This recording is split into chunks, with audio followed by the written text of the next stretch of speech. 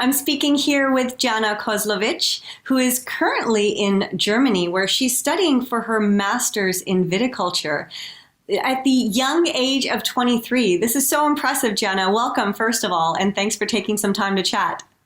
Thank you, and thank you for the kind words. So you have been around wine all of your life because Kozlovic Winery has been around. Well, you've owned the land since 1906, so it's been in your family for generations. Yeah, exactly. Since 1904. So actually, it's been more than 100 years that we, as our family, live in the exactly same position as we live in today, and we live in the same house as that was built in 1904. So yeah. Yeah. Let's talk a little bit about you. And so you grew up on your family vineyard, and you have a great story about your first time being drunk. Yeah, I don't know if I should say this. I mean, it's not really being drunk, but drinking a little bit. When I was, my parents told me this because obviously I don't remember it, but when I was around 5, we were at just a family gathering, and I was taking my mom's glass and drinking a bit. Probably it was Malvasia since we have so much of it.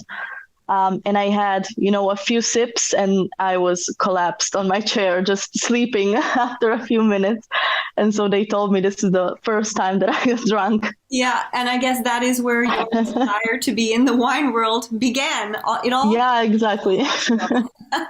So you've grown up around wine, and when did you decide that this was what you wanted to do? I mean, I know it's a family business, but not every child grows up wanting to be part of the family business. So what was it about the winery and the wine culture that you decided you wanted to be part of that? Mm. So this is a very, I guess, complex question, but I always liked nature, animals, plants, and so I knew I love where I lived. I love where I live. We are just in a forest, so we don't live really in a populated area. It's very little houses, so you have to go everywhere with the car, but it's so beautiful, and just being in nature is so fulfilling. And then working with the family, for me, is something that's very important. I love my family.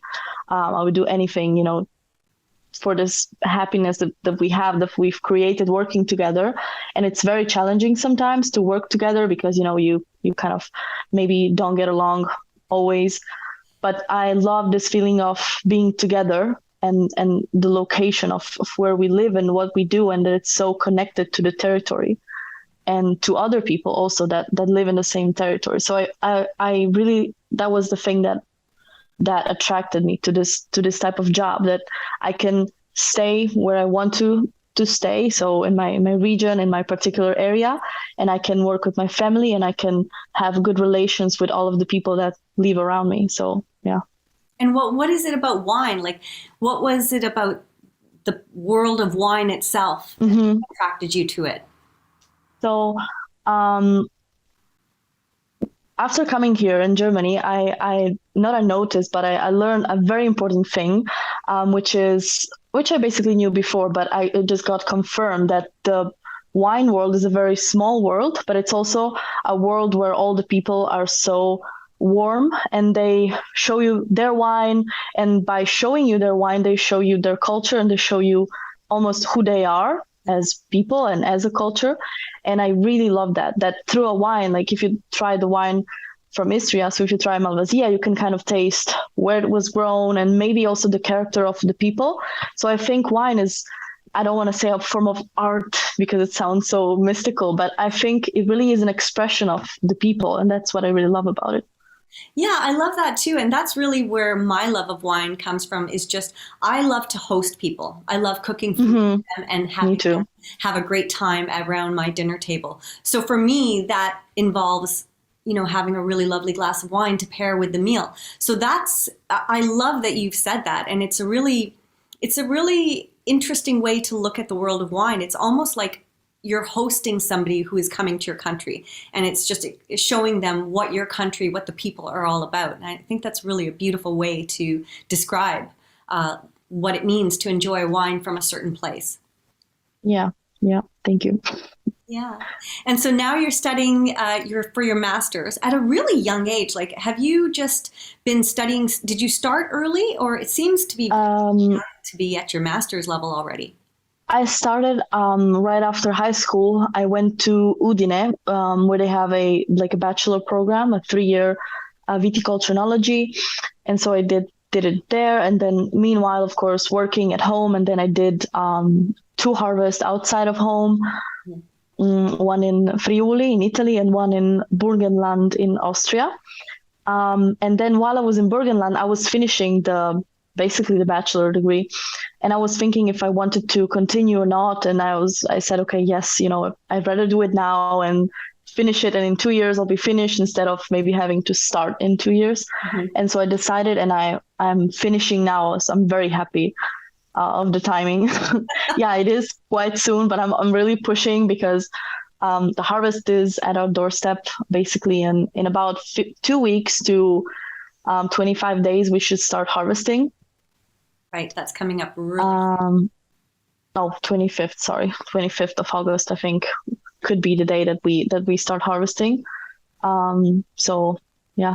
And what are your plans? You'll go back to work in the winery, of course, with your family. What are your long-term plans in the wine world? Mm-hmm. Yeah, I definitely want to go back to work in the winery. Perhaps I can get another harvest, not this one, but the next one somewhere else in another winery, gain some more experience, see some other things, and then come back. And my long-term plans, of course, work in the winery and kind of try to lead this sector of the enology and of the viticulture, of the production. But also a personal interest of mine is what I told you before. There are many indigenous varieties of my region that are not utilized. That are just, standing there as clones, just to keep them alive.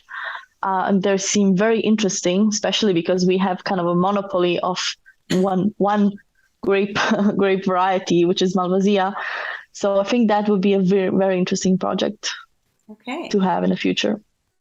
Right. So are you thinking maybe way down the road, do you want to pursue Master of Wine or Master Sommelier, or do you want to become a winemaker? What's the ultimate? Yes, a winemaker, but definitely I'm very interested in the maybe not Master of Wine level, because I think it's very intense and working in one winery, one region, you might not maybe need all of this super intense knowledge that is based on, you need to remember many, many things, and if you don't use them, you kind of forget them. So for now, I'm not really thinking about it, but maybe the WSET diplomas are something that interests me, like a level 3, just because it's so nice to know about the wine regions and about other cultures. Right. So that's kind of in my future. Maybe you'll have to come to Ontario next year and do the harvest right here in our backyard. Oh, I would love that. There are some fantastic wineries here, and I'm sure that there would be many that would love to have a visiting wine student such as you come out. I actually had the opportunity to try Riesling from Okanagan. Mm-hmm. And I have to say, I really liked it. Yeah. Oh, well, that's lovely to hear. We have some great wines and wineries in Canada. Unfortunately, Canadians are a little bit reluctant to drink Canadian wine, but we're working on that for sure. Do you find that in Croatia? Is Croatia a country where the population embraces their own wine, or are they more interested in trying wines from other regions? I would say they embrace almost 100% of just the local wine. So there's almost no wine from the outside. There is, but it's really a minority.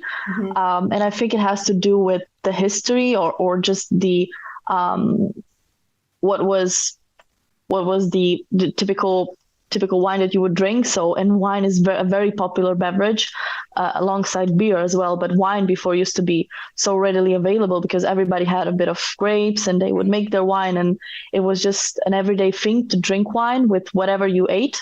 And also in my family, we always drink some wine with our lunch. And my ancestors used to do that before as well.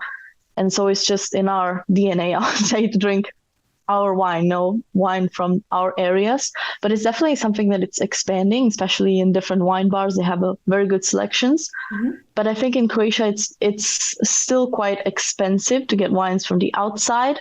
And so people also for that reason just drink local wines. Mm-hmm. And you're studying right now in Germany. So how are the German wines hitting you? Are you a fan of the Rieslings? So it took me, I think, 2 or 3 months to get used to what they make here, Right. because we are about 1,000 kilometers north of Croatia, of where Istria is. So it's a lot colder. Climate is different, and Riesling is in general has such high acidity, and usually has some type of sugar residue. So depending on the category of the wine, but so it can be sweet and can be very, very acidic. Whereas our wines from our region are just dry, so they don't have any sugar and they have very low acidity.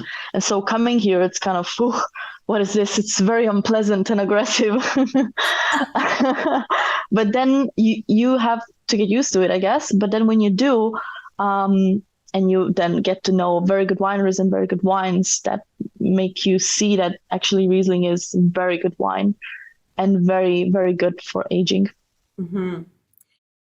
Well, thank you so much for taking the time. Good luck with the rest of your master's degree. And thank you very much. Maybe coming to Croatia. It's always been on my list of travel destinations, and now I have one more reason to visit. Okay, I would love to host you, and thank you as well. Thank you.